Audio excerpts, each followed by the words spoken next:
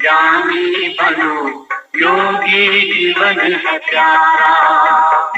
योगी बनो, ज्ञानी बनो, योगी जीवन है प्यारा। काम क्रोध मद लोभ मोह वश आज है सब मोहताज। योग लगा कर पाप मिटा ले, स्वर्ग सजा ले तू आज। काम क्रोध मद लोभ मोह वश आज है सब मोहताज। योग लगा कर पाप मिटा ले, स्वर्ग सजा ले तू आज।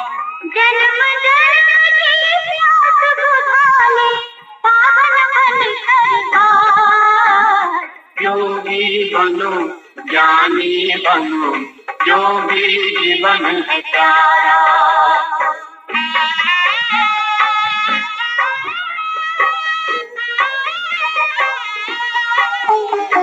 संगम युग में परम पिता शिव कहते हैं राज। तू है एक अविनाशी आत्मा, सुन लो मेरी आवाज। संगम युग में परम पिता शिव कहते हैं राज। तू है एक अविनाशी आत्मा, सुन लो मेरी आवाज। सुख शांति और साधनता से झोली भर लो आज। योगी बनो, ज्ञानी बनो, योगी जीवन है प्यारा।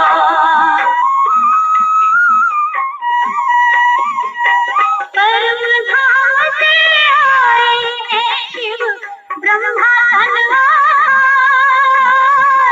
मुक्ति और जीवन मुक्ति का जन्म सिद्ध अधिकार। परम धाम से आए हैं शिव ब्रह्मा धनवान। मुक्ति और जीवन मुक्ति का जन्म सिद्ध अधिकार। चलना है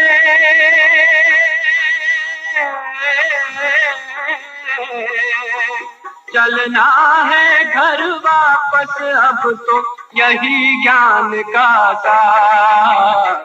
योगी बनो, ज्ञानी बनो, योगी जीवन है प्यारा। योगी जीवन है प्यारा, योगी जीवन है प्यारा।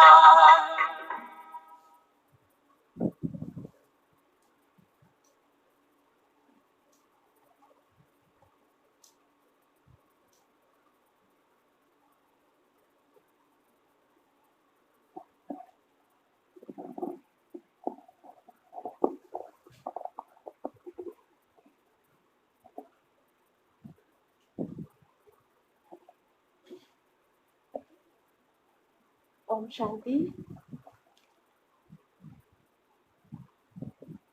आपके प्रश्न हमारे उत्तर आज के इस कार्यक्रम में आप सभी का बहुत बहुत स्वागत है।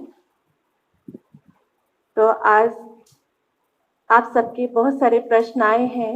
वो प्रश्नों को सुनकर पढ़कर बहुत दिल हर्ष उठ रहा है और उन्हीं प्रश्नों का समाधान देने हमारे बीच दीदी साधना जी आए हैं, जो बाल्यकाल से ही इस ईश्वरीय ज्ञान में हैं और पिछले 35 वर्षों से अपनी सेवाएं इस ईश्वरीय सेवाओं में दे रही हैं और भारत ही नहीं बल्कि भारत के अलावा अंतर जगत में भी अनेक स्थानों पे अपनी सेवाएं दी हैं।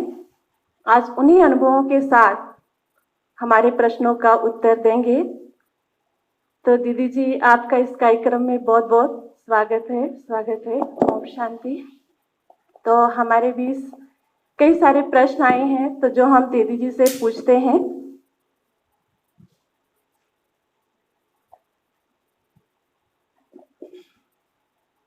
दीदी जी, इसमें हमारे पास बीना बहन जी हैं, उनका प्रश्न है जो वो पूछ रही हैं कि मैं योग लगाती हूँ परंतु मेरा योग लगता नहीं, उसके लिए आप कुछ सुझाव दीजिए।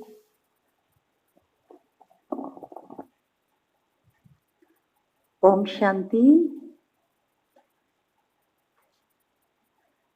जब ब्रह्मा कुमारी ईश्वरीय विश्वविद्यालय से प्रथम बार नए नए विद्यार्थियों का जुड़ना होता है तो प्रायः उनके मन में ये प्रश्न उठता है कि जिस प्रकार हम योग लगाना चाहते हैं, जो हमें योग बताया गया है, हमारा योग लग नहीं रहा है।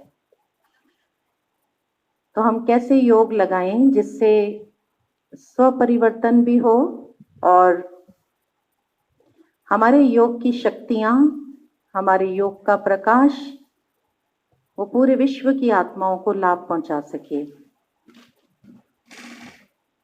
तो सबसे पहले तो जो हमारा व्यक्तिगत अनुभव है, अभी भी हम जिस अवस्था में बैठे थे, जब हम योगी का नाम लेते हैं तो पहले हमारे सामने हठ योगी, प्राणायाम या क्रियाएं करने वाले, उन सब के चित्र उभरते थे। लेकिन परमपिता परमात्मा शिव बाबा ने जो आकर हमें योग सिखाया है, वो योग हठ योग से बिल्कुल भिन्न है। तो जब हम योग शब्द का प्रयोग करते हैं और हम कहते हैं हमें योगी बनना है, तो सबसे पहले तो हमारे बुद्धि के नेत्र के सामने योगी का चित्र उभरना चाहिए। योगी उसकी प्रकाशमय काया है और उसके शरीर के आसपास प्रकाश का प्रभा मंडल है। बैठ के भी योग लगाना है, लेकिन चलते फिरते भी हमें योग का अभ्यास करना है। तो चलते फिरते हम अपनी कैसी स्थिति बनाएं, उसमें भी हम अपने आप को इस तरीके से महसूस करें कि हमारा हड्डी मांस का शरीर नहीं है, लेकिन जैसे मलमल के कपड़े के पीछे अगर किसी व्यक्ति को खड़ा कर दिया जाए तो वो किस प्रकार का दिखाई देगा, उसकी सफेद छाया दिखाई पड़ेगी। तो जब हम योग लगाएं तो उस प्रकाशमय काया में हम अपने आप को विजुलाइज करें और परमपिता परमात्मा शिव बाबा ने जो हमें हमारा आत्म स्वरूप का ज्ञान दिया है और जो उन्होंने स्वयं की पहचान दी है, हम अपने मस्तक में अपने को चमकती हुई ज्योति बिंदु आत्मा निश्चय करें।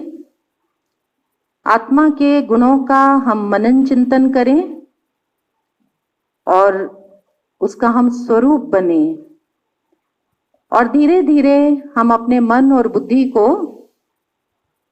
आत्म स्वरूप में स्थित करते हुए इस पंच तत्वों की भौतिक दुनिया से पार परम धाम लेकर जाएं, जहां चारों ओर सुनहरे लाल रंग का दिव्य प्रकाश व्याप्त है। ऐसा मानो नीले आसमान के बजाय सुनहरे लाल रंग के प्रकाश वाला वो लोक, वो आसमान, जहां हम सब आत्माओं के पिता ज्योति बिंदु शिव बाबा रहते हैं।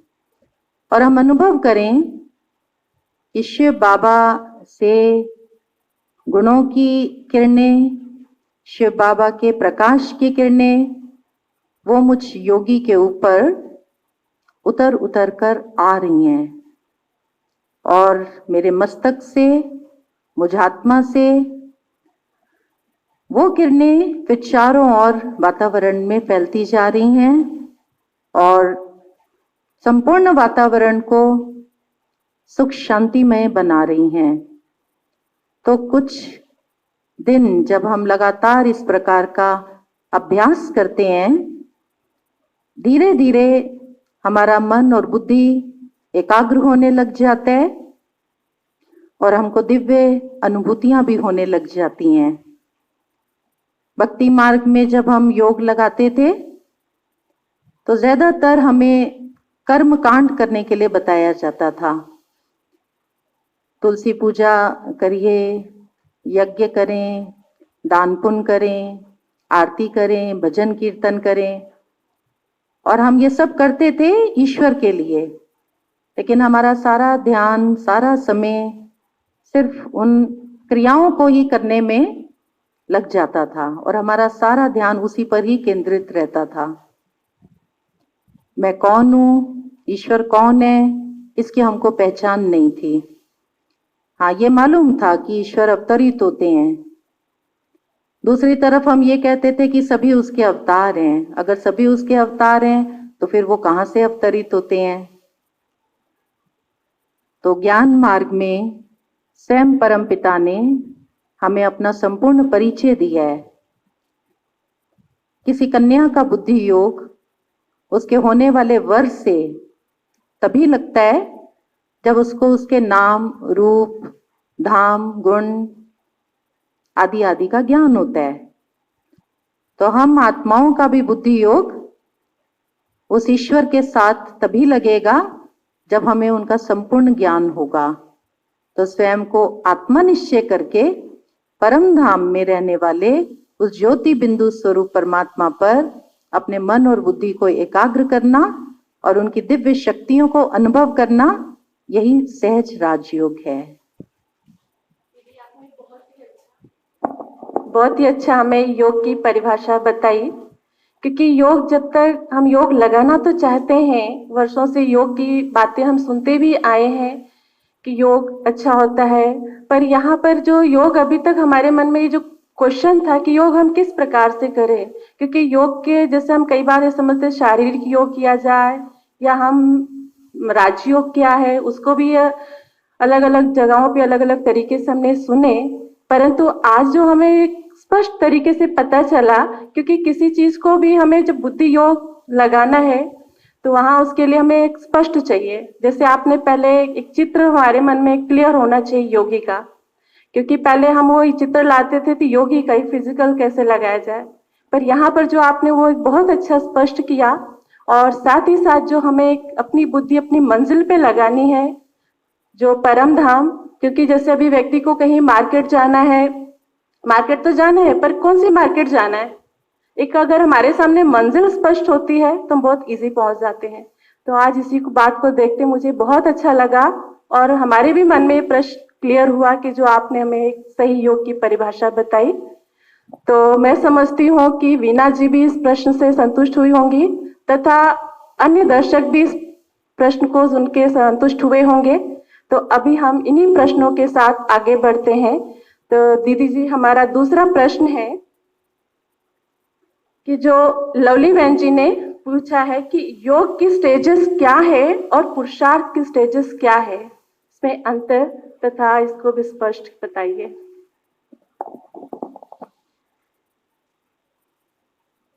जब हम योग में रुचि लेने लगते हैं और योग का एकाग्रता पूर्वक जब हम अभ्यास करने लग जाते हैं तो धीरे धीरे हमारी अवस्था उच्च और महान बनने लग जाती है। ये बहुत बेसिक नॉलेज है कि स्वयं को आत्मा निश्चय करके उस परमपिता परमात्मा शिव बाबा में अपने मन और बुद्धि को एकाग्र करना। लेकिन ऐसा योग जिससे हमारे जन्म जन्मांतर के विकर्म विनाश हो जाएं, पाप विनाश हो जाएं, उसके लिए हमें योग की उच्च स्थिति को प्राप्त करना है। तो इसके विषय में परमपिता परमात्मा शिव बाबा ने हमें 3 शब्द बताए हुए हैं, लगन, मगन और अगन। भक्ति मार्ग में भी लगन थी, भक्ति मार्ग में भी ईश्वर को ढूंढते थे, तीर्थ यात्राएं की, दान पुण्य किए, ईश्वर हम आपके बच्चे हैं, आपसे मिलना चाहते हैं, आपका साक्षात्कार करना चाहते हैं, हम जो आपसे कह रहे हैं मालूम नहीं आप तक वो हमारी आवाज जा रही है या नहीं जा रही। जाने अनजाने हम ईश्वर को प्रेम करते रहे। जब भी जीवन में कोई मुश्किलात आई तब भी हमने बहुत सच्चे दिल से उस ईश्वर को याद किया, लगन थी उस तक पहुंचने की। ज्ञान मार्ग की लगन कि हम जो उसको ढूंढ रहे थे, ढूंढते ढूंढते हमें उन्होंने आकर स्वयं अपना परिचय दे दिया। और जब हमको उनका परिचय प्राप्त हुआ तो हमारी उनसे लगन हो गई। जैसे मैंने उदाहरण दिया कि कन्या की शादी जिस कुमार से होने वाली है, जब उसको उसका परिचय मिल जाता है तो उसको उसकी लगन लग जाती है, उसको वो याद करने लग जाती है और वो याद बहुत सहज और बहुत स्वाभाविक होती है। वो भी योग है, एक प्रकार का बुद्धि योग। तो दूसरी जो स्टेज है, परिचय मिला, लगन लग गई। शिव बाबा, उनके बारे में हमें पता चला, हम उनको याद करने लगे मन बुद्धि से। और दूसरी स्टेज है मगन। अब हम लगन से धीरे धीरे याद करते करते, बुद्धि योग उनसे जोड़ते जोड़ते उनकी याद में ही हम मगन रहने लग गए। जैसे गीत है, ऐसी लागी लगन मीरा हो गई मगन, वो तो गली गली हरि गुन गाने लगी। छोटी सी थी, विवाह में गई थी, तो माँ से पूछा था कि मेरा दूल्हा कौन है, तो उनको माँ ने बताया श्री कृष्ण है। उनको लगन लग गई और उसके बाद श्री कृष्ण जी की मूर्ति मंगाई और दिन रात उनकी याद में मगन रहने लगी। राणा से उनका विवाह हुआ, लेकिन उनको उनके प्रति जरा भी आकर्षण नहीं था। वो गिरधर की याद में मस्त रहती थी। तो हम बच्चों को शिव बाबा की याद में मगन रहना है, जिसका हमें परिचय मिला है कि वही हमारा माता पिता बंधु सखा सब कुछ है, सर्वस्व है हमारा। कई कार्य ऐसे होते हैं, कर्म क्षेत्र पर भी हमें आना है, हम सारा समय बैठ नहीं सकते हैं, तो कर्म करते हुए भी हमारा बुद्धि योग शिव बाबा के साथ ही जुटा रहे। बार बार जैसे आकर्षण हो, उसकी तरफ बुद्धि बार बार खिंचे, वो है मगन। बहुत सारे स्थूल कर्म ऐसे होते हैं जिसमें आपको 100% अपनी बुद्धि को इन्वॉल्व करने की जरूरत नहीं है, आपका मन और बुद्धि एंगेज नहीं है। आप कार्य भी कर सकते हैं और शिव बाबा को भी याद कर सकते हैं। ये योग की दूसरी स्टेज है, मगन रहना, सारा दिन उसको याद करते रहना, स्वाभाविक रूप से उसकी याद आना। एक है याद करना, एक है याद आना और एक है याद सताना। लगन है याद करना, फिर मगन है याद अपने आप आना, और फिर तीसरी स्टेज है अगन की। जैसे सोने को जब अग्नि में डाल देते हैं तो उसकी सारी अलॉय निकल जाती है और वो सोना शुद्ध होके बाहर आता है भट्टी से। तो जब हमारा मन और बुद्धि संपूर्ण रूप से शिव बाबा के स्वरूप पर एकाग्र हो जाता है, एक विशेष प्रकार का लेंस, जब सूर्य की किरणें उस लेंस के थ्रू पास होती हैं तो वो एक रखे हुए पेपर को जला के राख कर देती हैं। तो मन और बुद्धि की संपूर्ण एकाग्रता, जब हम याद में बैठे, कोई भी और दुनियावी विचार हमको ना आए, कोई भी, तब हमारी आत्मा के जो जन्म जन्म के पाप हैं वो विनाश हो जाएंगे और हमारे संस्कारों में परिवर्तन आता जाएगा। तो जितना जितना परिवर्तन आता जाएगा तो हम उससे ये समझ सकते हैं कि ये हमारी योग की उच्च स्थिति है। तो ये बाबा कहते हैं लगन, मगन और फिर तीसरा अगन। बहुत अच्छा लगा दीदी जी कि योग की जो स्टेजेस है हमारी लगन, मगन और अगन, कि कैसे हमारी इसकी स्टेजेस बनती है। क्योंकि जैसे हम सुनते थे कि सबसे भक्ति से उत्तम ज्ञान, ज्ञान से भी उत्तम योग की प्राप्ति, योग की सिद्धियां। क्योंकि कोई भी कार्य जब हम विधि पूर्वक करते हैं तभी उसकी सिद्धियां मिलती है। क्योंकि भक्ति मार्ग में भी तो हम करते थे, तभी तो कहते थे कि चारों तरफ लगाए फेरे फिर भी रहे हरदम दूर। लगन थी तभी तो हम करते थे, पर फिर भी वो प्राप्तियां नहीं हुई। तो आज ये समझ में आ रहा है कि अगर हम विधि पूर्वक करते हैं तो उसकी सिद्धियां हमें अवश्य मिलती है। तो ये प्रश्न का उत्तर सुन के हमें बहुत ही खुशी हो रही है, अच्छा भी लग रहा है। तो इन्हीं प्रश्नों के साथ हम आगे बढ़ते हैं कि दीदी जी तीसरा प्रश्न है हमारा, समय अनुसार उड़ती कला में जाने के लिए किन बातों का हमें ध्यान रखना है? ये जो हमारा प्रश्न है बहन अर्चना जी पूछ रही हैं। ओम शांति। प्यारे शिव बाबा ने जो उड़ती कला के लिए हम बच्चों को कहा है, वर्तमान समय के अनुसार, क्योंकि समय बहुत कम रह गया है।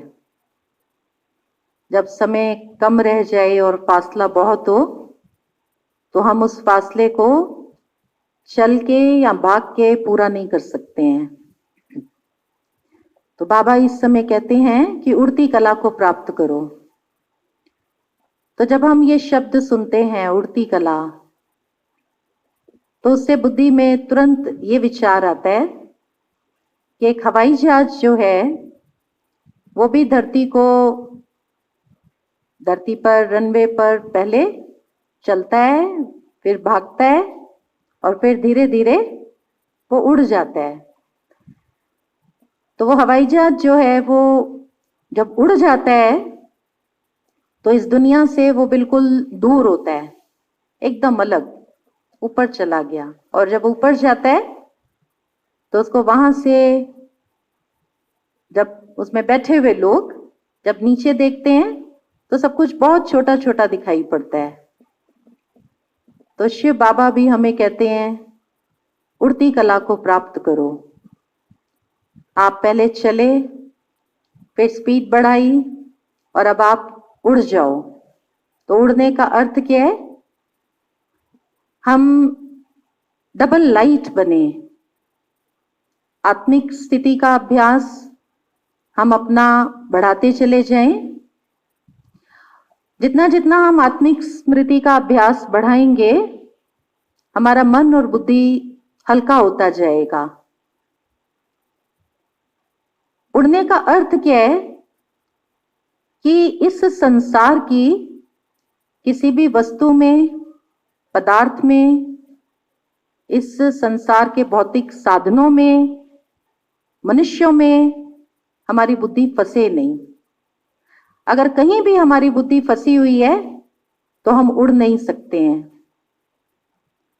तो जितना जितना हम आत्मिक स्मृति में रहेंगे और उसके साथ साथ बाबा हमें डबल लाइट बनने के लिए कहते हैं। तो आत्मिक स्मृति का अभ्यास, मैं आत्मा हूं, मैं लाइट हूं, मैं एक ज्योति हूं, मैं एक प्रकाश का पुंज हूं, मैं इस देह से न्यारी हूं, मैं देह के संबंधों से न्यारी हूं, मैं इस देह की दुनिया से अलग हूं, मैं यहाँ पाठ बजाने के लिए आई हूं। और इसके साथ ही साथ संकल्पों में अपने आप को हल्का रखना, अर्थात कर्म क्षेत्र पर कोई भी परिस्थिति आ जाए, कोई भी बात सामने आए, उसके लिए जो शिव बाबा ने हमको श्रीमत दी है, उस श्रीमत के आधार पर हम अपने आप को हल्का रखते रहें, श्रीमत को यूज करें। एरोप्लेन भी जब ऊपर उड़ता है तो उसमें पेट्रोल डाला जाता है और रिफाइंड क्वालिटी का पेट्रोल होता है। तो बाबा हमें कहते हैं अगर उड़ना चाहते हो तो श्रीमत पर तो चलो, लेकिन श्रीमत भी मोटी मोटी श्रीमत नहीं, लेकिन बाबा ने जो हमें सूक्ष्म श्रीमत दी है, या रोज की मुरलियों में जो हम बाबा की सूक्ष्म शिक्षाओं को सुनते हैं, उनको ग्रहण करते हैं, उस पर हम चलें। तो कहने का भाव ये है कि आत्मिक स्मृति का अभ्यास, और रोज प्यारे बाबा की मुरलियों द्वारा जो हम बच्चों को अभी भी श्रीमत मिल रही है, उस श्रीमत को हम अपने जीवन में बहुत सूक्ष्मता से अपनाते जाएं। हम चेक करें कि हम बाबा की कौन कौन सी श्रीमत पर चलते हैं और कौन कौन सी ऐसी है जिसको अभी भी हम फॉलो नहीं करते, हम परमत या मनमत पर चलते हैं। तो हम वो श्रीमत को अपनाना शुरू करें। श्रीमत की बहुत गुह्यता है, श्रीमत की बहुत गहराई है। तो जितना जितना हम श्रीमत पर चलेंगे, हम अपने आप को सदैव हल्का महसूस करेंगे। तब हमारे लिए उड़ना बहुत आसान हो जाएगा। और इसके साथ बाबा हमें कहते हैं कि 3 स्मृतियां वो सदा आप रखो। वो एक तरह का एक रूहानी नशा है जो जैसे आपको यहां से गायब कर देगा। आपको लगेगा हम किसी और ही लोक में हैं। शराबी को जब शराब पिला दी जाती है, उसको कोई सुध-बुध नहीं रहती है, उसको मालूम नहीं पड़ता है कि मैं कहां पर हूं, मैं किस अवस्था में हूं, मैं क्या कर रहा हूं।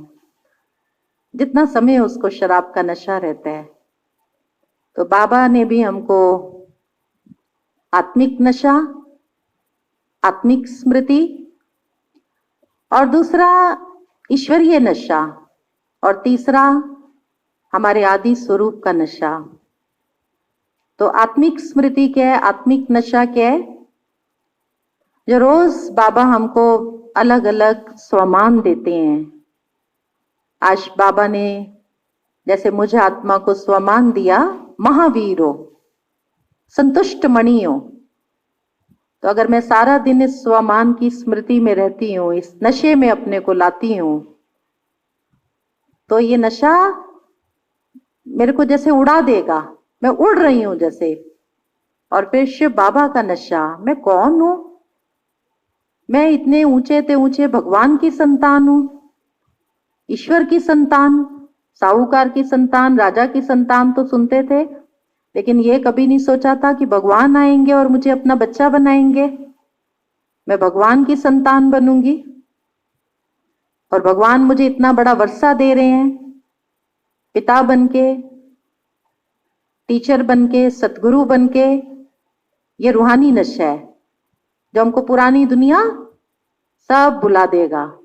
जैसे पंख लग जाएंगे, किसी को लॉटरी मिल जाए उसको पंख लग जाते हैं, उसको लगता है जैसे मैं यहां हूं ही नहीं। और फिर आदि स्वरूप का नशा। बाबा कहते हैं बच्चे सोचो, वाह हम क्या बनने वाले हैं।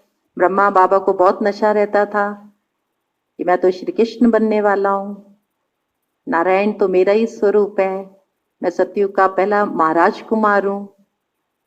तो वो आदि स्वरूप का नशा जिनकी हम मंदिरों में पूजा करते थे, हम वो बन रहे हैं। तो जितना जितना हम इन स्मृतियों में रहेंगे, इन स्वमानों से अपने को सजा के रखेंगे, तो ऐसे लगेगा जैसे पंख लग गए हैं और हम उड़ रहे हैं। उड़ती कला सहज हो जाएगी। तो उड़ती कला के लिए बेहद की स्मृति, बेहद की वृत्ति, बेहद की दृष्टि और बेहद की वृत्ति। अपने को साधारण नहीं समझना, अपने को लौकिक, मैं एक गृहिणी हूं, या मैं फलाना ऑफिसर हूं, या मैं फलाना इस संसार का फला फला पद वाला मनुष्य हूं, वो नहीं मानना। लेकिन मैं कौन हूं? मैं आत्मा हूं और सब विश्व में आत्माएं मेरे भाई हैं। और जो कुछ भी संसार में हो उसको ड्रामा की न्याय देखते हुए अपने को हल्का रखना, डबल लाइट अपने को रखना और फिर इन स्वमानों का अभ्यास करते रहना। तो सहज हम उड़ती कला को प्राप्त कर लेंगे। ओम शांति। बहुत अच्छा लगा कि समय के अनुसार जो आज के समय में व्यक्ति के पास सबसे जो कीमती समय है, कीमती चीज है, वो है समय। और हम ब्राह्मणों के लिए पुरुषार्थी जीवन में सबसे कीमती तो है ही हमारा समय। और समय कम होते हुए हम सब यही चाहते हैं कि हम उड़ती कला में जाएं। तो दीदी जी से हमने बहुत अच्छा सुना कि उड़ती कला में जाने के लिए हमें डबल लाइट बनना है, कि जो कहीं पर भी हमें अटकना नहीं है, मूंझना नहीं है। और उसके अलावा जो दीदी जी ने बहुत, ये आपने अच्छा आंसर दिया कि हमारे एक नशा होना चाहिए। जब नशा होगा तभी हम निशाने पे हमें पहुंचना आसान निश्चित होगा। तो हम इस ब्राह्मण जीवन में जो बाबा हमें रोज नशा चढ़ाते हैं श्रीमत का, तो हमें नशा चढ़ाए रखना है, तो हमें निशाने पे पहुंचना हमारे लिए निश्चित होगा। तो मैं समझती हूँ कि हम सब के लिए है, इस बात पर हम बहुत गौर दें और उस पे चलने की कोशिश करें। दीदी जी, हमारा अगला प्रश्न है कि जो सूर्य प्रकाश भाई जी पूछ रहे हैं कि त्रेता युग और द्वापर युग के संगम के बारे में विस्तार से बताएं। पूज्य से पुजारी हम कैसे बनते हैं?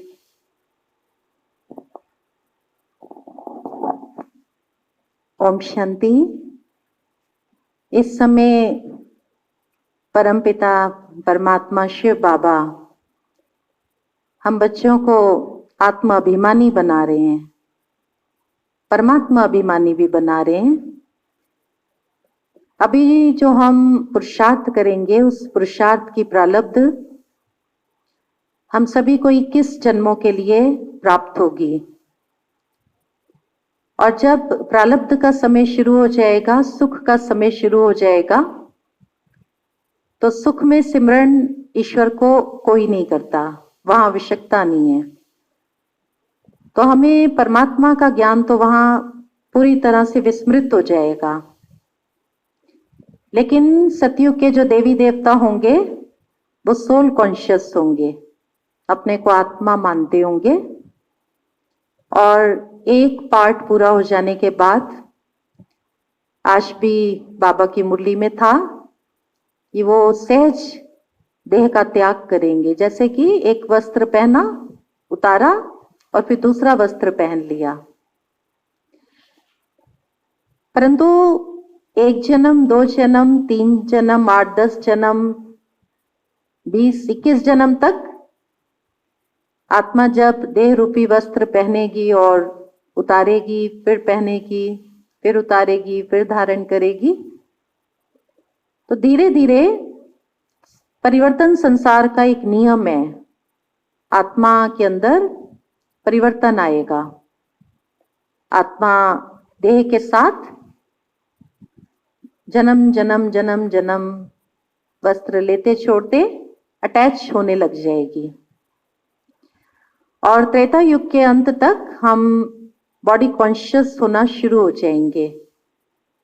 बहुत समय तक कोई एक्टर जब किसी फिल्म, किसी ड्रामा में पार्ट प्ले करते हैं, तो काफी समय तक फिर उनको वो अपना पार्ट, वो रोल, फिर वो स्मृति में रहने लगता है। उनको अपनी ओरिजिनलिटी कभी कभी भूल भी जाती है। उनके मित्र संबंधी भी उनको याद दिलाते हैं कि वो आपका सिर्फ फिल्म में या ड्रामा में वो आपका पार्ट था, असली जीवन में अब आ जाओ भाई। तो बाबा हमें कहते हैं कैसे त्रेता युग के अंत तक आप बॉडी कॉन्शियस हो जाओगे, मैं आत्मा एक्टर हूं, ये आप भूल जाओगे। और जब आपके अंदर मैं स्त्री हूं और ये पुरुष है, ये दैहिक भान शुरू होगा, तो त्रेता और द्वापर के संगम पर देवी देवताएं जब वाम मार्ग में जाएंगे, तो कहीं कहीं विकारों से जन्म शुरू हो जाएंगे। और कुछ देवी देवताएं अपनी पवित्रता को उसके आगे के 2-4 जन्मों तक भी बनाए रखेंगे। वो धीरे धीरे तमो प्रधानता की ओर आगे बढ़ेंगे। लेकिन जब देवी देवता काम वासना के अधीन होते हैं, देह अभिमानी होते हैं, तो उस समय ये धरती, ये प्रकृति उस प्रकोप को सहन नहीं कर पाती है। और उस समय भारत भूमि पर एक प्रकोप आएगा, प्राकृतिक प्रकोप, और धरती टेढ़ी हो जाएगी। और भारत के जो आसपास के भी एरिया हैं, और भारत भूमि बहुत बड़ा विश्व होगा, उसके अलग अलग भाग हो जाएंगे जिसको बाबा टापू कहते हैं। तो वो जो टापू बन जाएंगे अलग अलग, प्राकृतिक प्रकोप होने के कारण अलग अलग खंड हो गए, धरती डिवाइड हो गई। उन टापुओं पर कुछ देवी देवताएं, वो आत्माएं वहां चली जाएंगी, कुछ किसी टापू पर, कोई किसी अन्य टापू पर, कुछ भारत भूमि में ही रहेंगे और अपने उस परम पिता परमात्मा शिव बाबा की शिवलिंग के रूप में पूजा करेंगे। और क्योंकि मनोदशा विकारी हो गई है, जीवन में सुख शांति का अनुभव नहीं कर पा रहे हैं, पवित्रता छिन गई है, 16 कला से 8 कला हो गई हैं, प्योरिटी का क्राउन चला गया है, सिर्फ प्रॉस्पेरिटी का रह गया है। तो ये देवी देवताओं की पूजा हम स्वयं करने लगेंगे, अपने ही चित्रों की। और जो और स्थान होंगे, जो टापू बन गए होंगे, जहां पर सभ्यता बसनी शुरू हो जाएगी, और कुछ देवी देवता धर्म की आत्माएं भी वहां पर जा चुकी होंगी, परम धाम से नई सोल्स भी वहां आने लगेंगी और खंडों का विस्तार होने लग जाएगा। और भारत के बाहर मिडिल ईस्ट, फार ईस्ट की तरफ फिर धर्म पिताओं का आना शुरू होगा, और धर्म पिताएं आकर के फिर संसार को धर्म के उपदेश देने लग जाएंगे। तो इस तरह से त्रेता युग और द्वापर युग के मध्य में ये जो प्राकृतिक प्रकोप आते हैं, ये एक बहुत बड़ा परिवर्तन लाते हैं पूरे संसार में। और फिर धीरे धीरे धर्म पिताएं भी यथाशक्ति ईश्वर का संदेश दे रहे हैं, संपूर्ण सत्य पहचान नहीं दे पा रहे हैं, अच्छी अच्छी बातें जरूर सिखा रहे हैं मनुष्यों को। और यहां हम देवी देवताओं को पूज रहे हैं, लेकिन मूल कारण जो है वो बॉडी कॉन्शियसनेस है, देह अभिमान। और वो देह अभिमान कहीं रुक नहीं रहा, वो बढ़ता चला जा रहा है। और इस तरह से सृष्टि पर विकार बढ़ते जा रहे हैं और मनुष्य आत्माएं दुख और अशांति के अधीन होती जा रही हैं। मानव जीवन जैसे त्राही त्राही करने लग जाता है।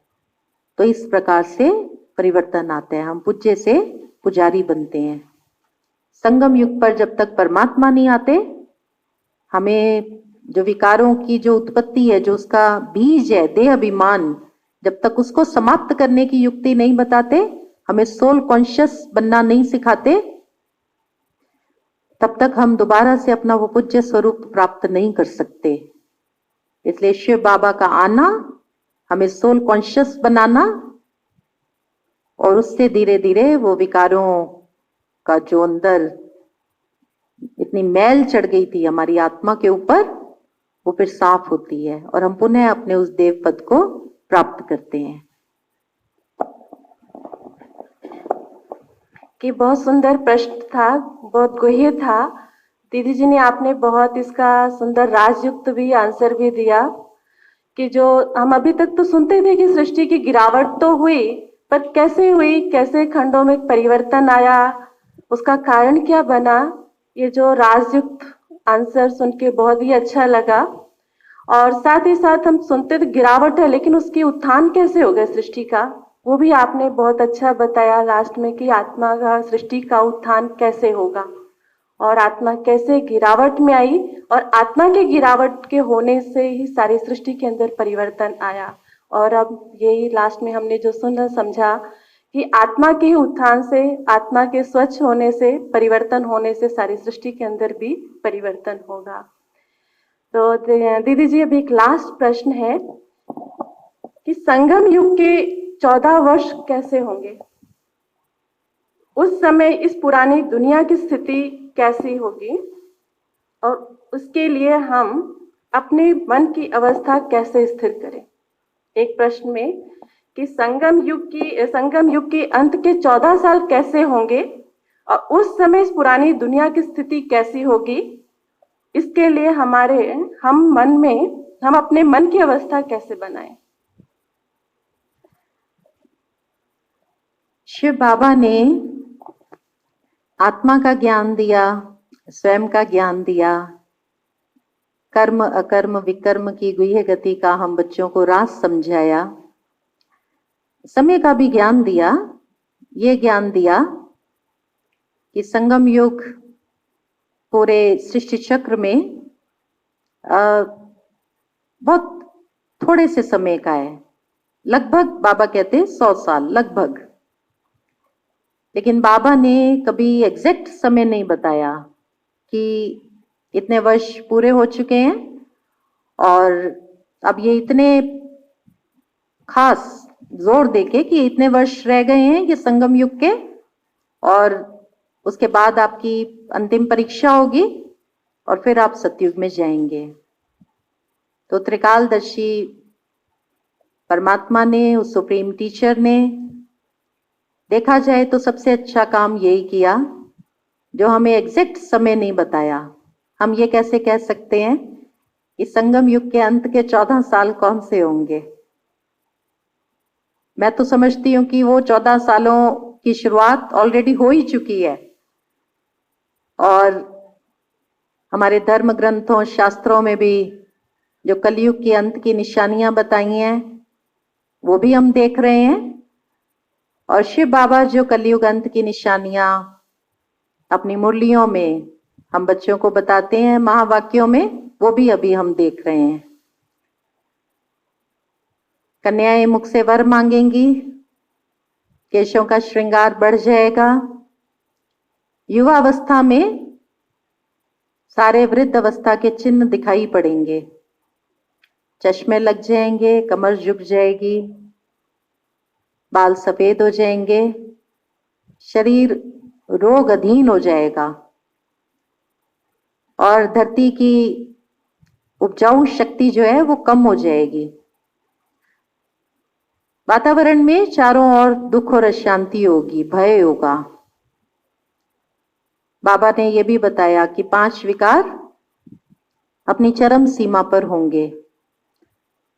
ग्रस्त धर्म का पालन करने वाले, शास्त्रों के अनुसार भी अगर देखा जाए तो बताया गया कि स्त्री और पुरुष सिर्फ उनका वो संबंध जो है वो काम वासना युक्त, उसकी भी उन्होंने एक लिमिटेड अवधि बताई है। लेकिन आज अगर हम देखें तो क्या तो बच्चे, क्या युवा और क्या वृद्ध, सब काम वासना के सागर में डूबे हुए हैं। चारों तरफ अश्लीलता का वातावरण है, अश्लील फिल्में, अश्लील सीरियल, अश्लील पोस्टर्स। घरग्रस्त के रहने वाले लोगों को भी अगर हम देखें तो जो वो देख रहे हैं उसको वो फॉलो कर रहे हैं, वही पहनावा और वही उनका लाइफस्टाइल बनता जा रहा है। तो 5 विकार, काम वासना, क्रोध, लोभ, हर एक धन कमाने के पीछे भाग रहा है।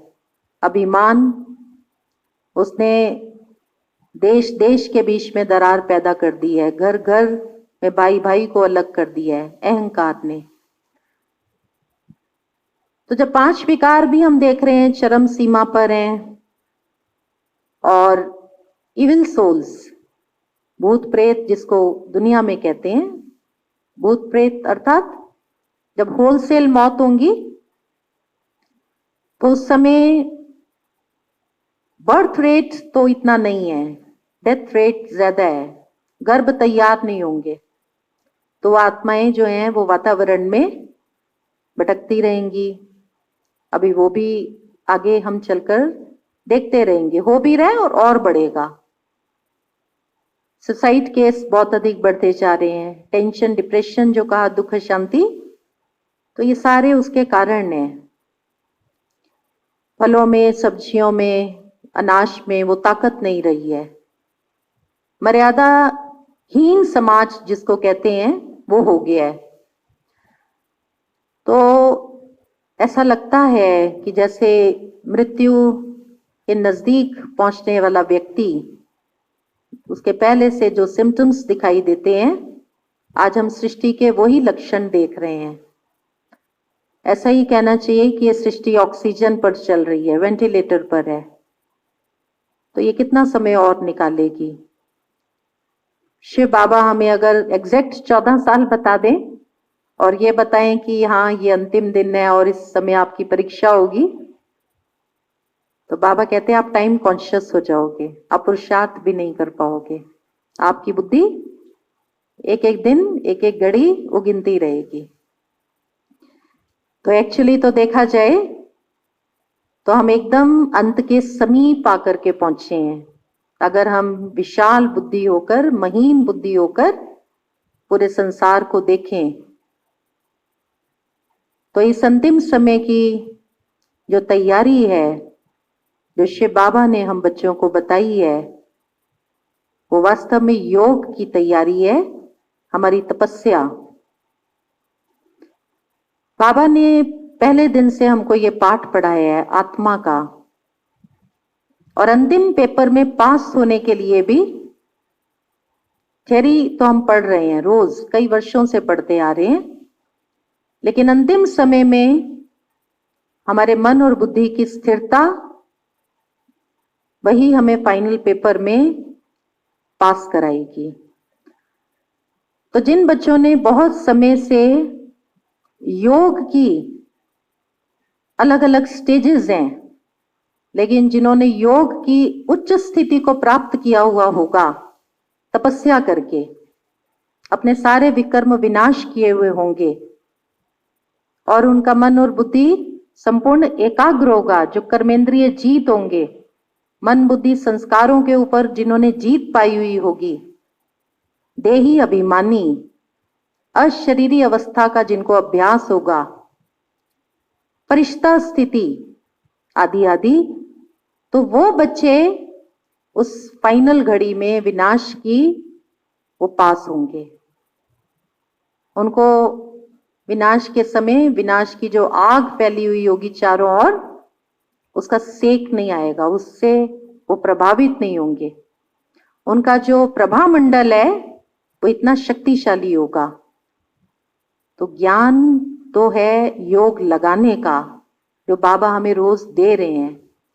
एक्चुअल पुरुषार्थ है हमारा योग तपस्या का। तो योग तपस्या हम बच्चों को बढ़ानी है, वो हमें अंतिम परीक्षा में पास कराएगी।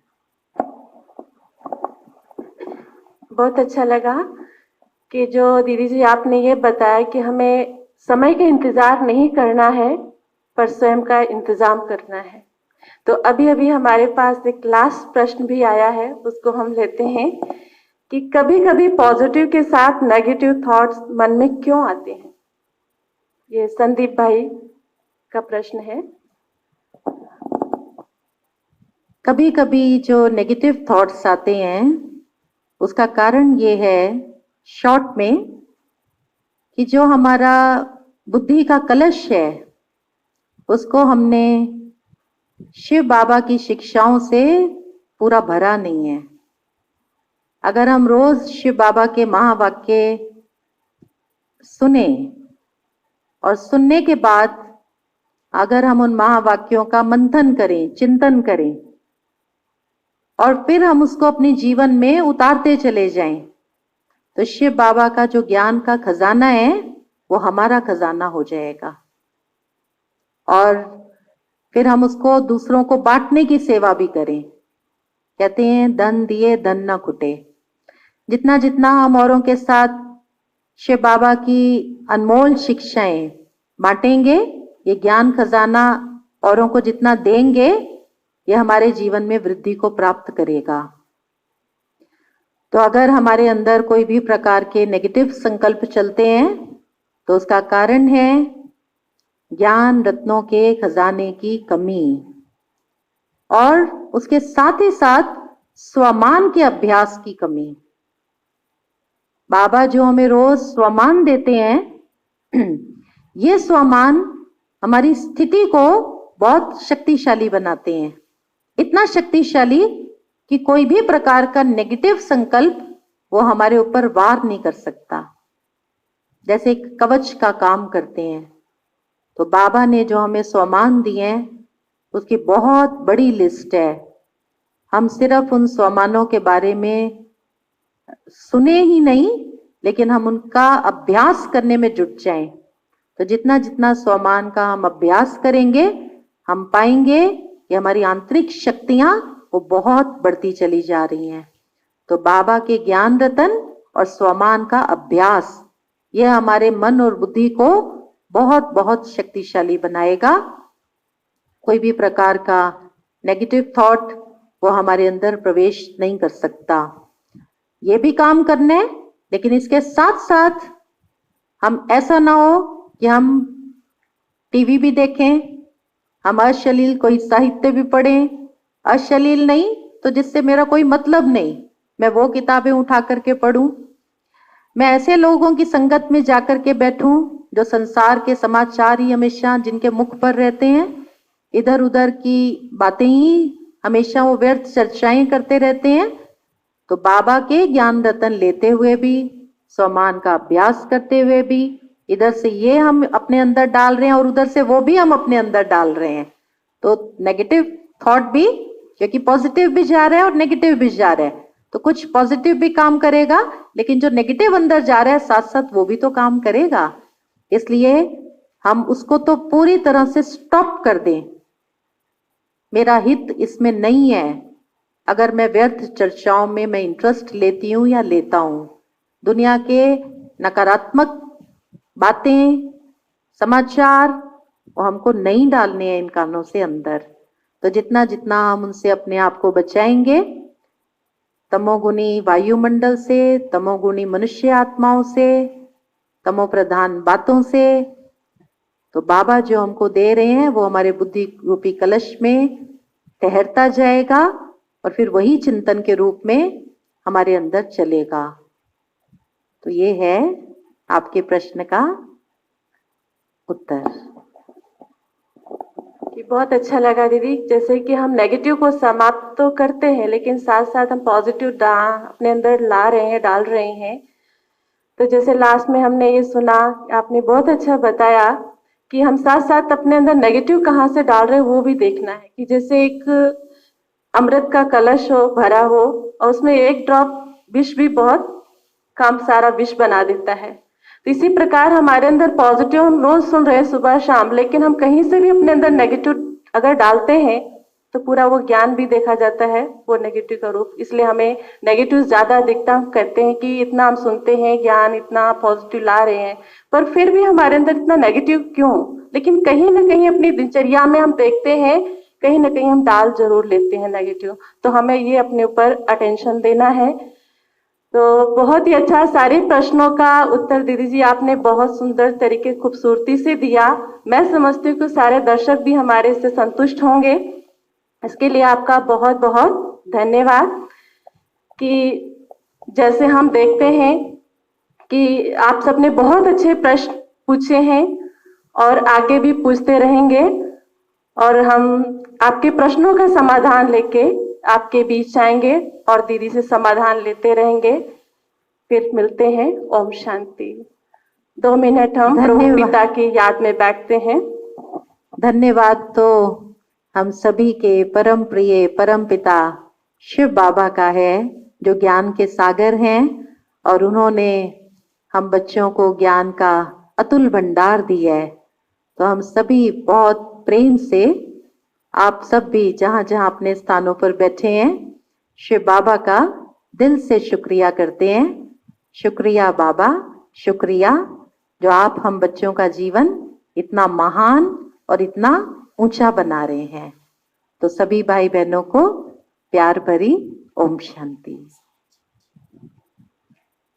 अभी 6:30 बजे से लेके 7:30 बजे तक हम सभी सामूहिक योग करेंगे।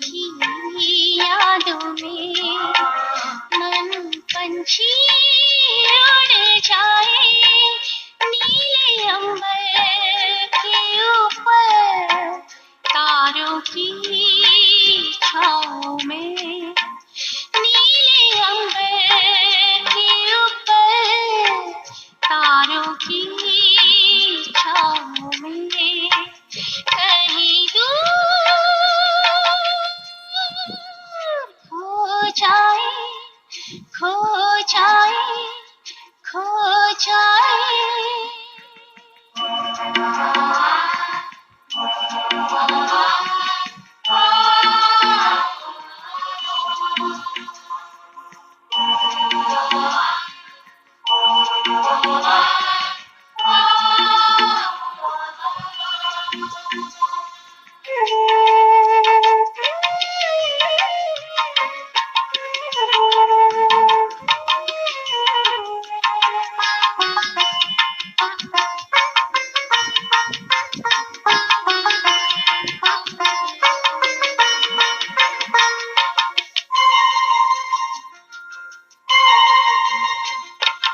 जब से तुम्हें पाया है ये दुनिया पराई लगी, मेरी दुनिया सिमट कर के बाबा तुझ में समाई